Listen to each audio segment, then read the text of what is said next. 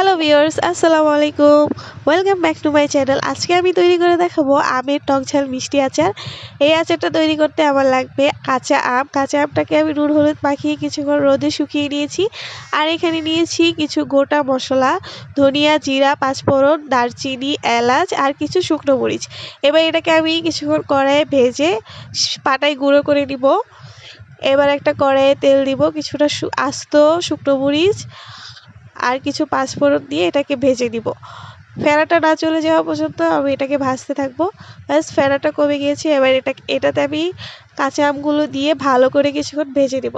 5 মিনিটের মতো ভাজা হয়ে গেলে এবার এটাতে চিনি দিব। চিনি দিয়ে আবারও কিছুক্ষণ নেড়ে চেড়ে ঢাকনা দিয়ে ঢেকে দিব 5 মিনিটের মতো। ব্যাস 5 মিনিট পরে ফিরে আসলাম। দেখুন চিনি থেকে পানি ছেড়ে দিয়েছে, এটাতে পানি দেওয়ার কোনো প্রয়োজন নেই।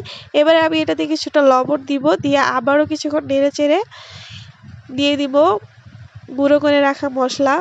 এবার এটাকে ভালো করে নেড়ে নিব, পানিটা একদম শুকিয়ে ফেলবো। যখন আমের আচারটা আঠালো হয়ে আসবে তখন আবারও কিছু গুঁড়ো মশলা দিয়ে নামিয়ে ফেলবো। ব্যাস এই তো তৈরি হয়ে গেল মজাদার আমের টকঝাল মিষ্টি আচার। এটা বানানো খুবই সহজ। বাসায় এইভাবে বানিয়ে ট্রাই করবেন, ছোট থেকে বড় সবাই খেতে পারবে। আমের আচারটা খেতে খুবই মজা হয়েছিল।